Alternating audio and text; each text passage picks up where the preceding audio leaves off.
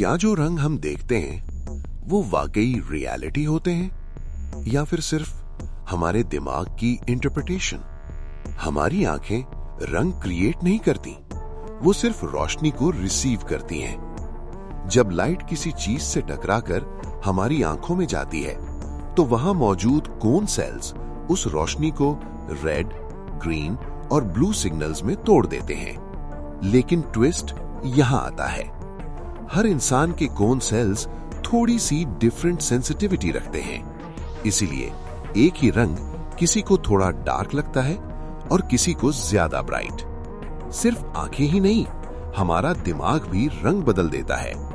Background light, shadow और पहले देखे गए रंग सब मिलकर फाइनल कलर डिसाइड करते हैं। इसीलिए कभी एक ही ड्रेस किसी को ब्लू ब्लैक लगता है और किसी को व्हाइट गोल्ड।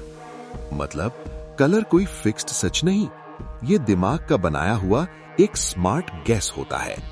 रियलिटी अक्सर वही होती है जो हमारा दिमाग डिसाइड करता है।